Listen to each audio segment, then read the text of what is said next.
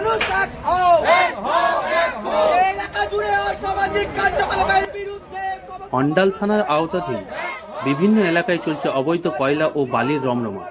অন্যদিকে তৃণমূলের অন্ডাল ব্লকের সভানেত্রী আইসিডিএস এর নাম করে টাকা নেওয়ার অভিযোগ তুলে আজ অন্ডাল থানায় সিপিআইএম এর পক্ষ থেকে গণ ডেপুটেশন জমা দেয়। ছোট ছোট স্কুল ছাত্র ছাত্রী যারা হয়েছে তারা বিভিন্ন ভাবে হচ্ছে অসামাজিক, যখন প্রতিদিন বাড়ছে সেই যন্ত্রণা কমানোর জন্য আমাদের আন্দোলন প্রতিদিন জারি আছে। আর যখন মাধ্যমিক পরীক্ষার্থীরা উচ্চ মাধ্যমিক পরীক্ষার্থীরা যানজটে নাগাল হয়ে পরীক্ষা দিতে যেতে পারছে না, জানি মানুষের চাহিদার আগেই সেই চাহিদা সরকার এবং তার পুলিশ প্রশাসন যেভাবে কাজ করতেন, আজকের দিনে দাঁড়িয়ে সেই পুলিশ প্রশাসন দলদাসে পরিণত হওয়ার কারণেই সেই পরিষেবা মানুষ পায় না।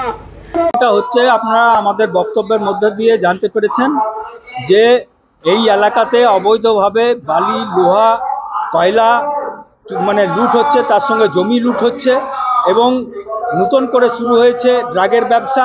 কিন্তু পুলিশ প্রশাসনের যে ভূমিকা থাকা দরকার সেই ভূমিকা হচ্ছে যে আমরা দেখতে পাচ্ছি না। এবং এই এলাকাতে তোলাবাজি, ঘুষখোরি শাসক দলের পক্ষ থেকে শুরু হয়েছে। এই কয়েকদিন আগেই হচ্ছে দেখেছেন যে একজন নেত্রী হচ্ছে যে আইসিডিএস এর চাকরি দেওয়ার নাম করে টাকা নিয়েছেন।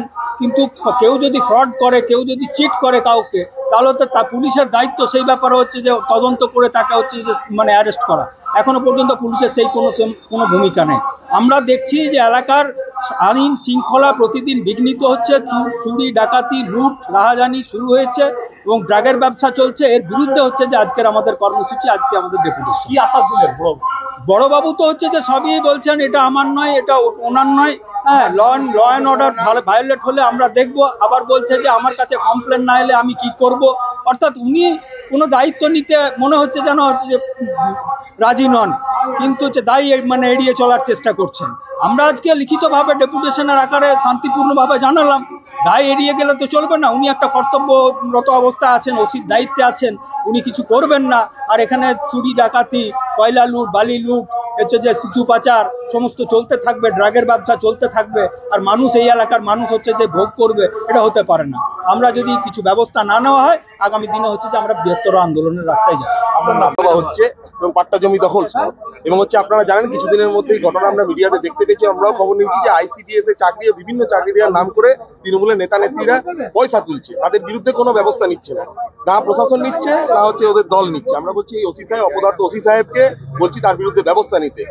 উনি শুনেছিলেন না খুব বাহুবলী ওসি, কিন্তু উনি আসার পর আমরা দেখতে পাচ্ছি যে আমাদের এলাকায় চুরি ডাকাতি আরো বেড়ে গেছে, নেশা বেড়ে গেছে, বিভিন্নভাবে বেড়েছে। এই তার প্রতিবাদে আমাদের পার্টির এই সভা চলছে।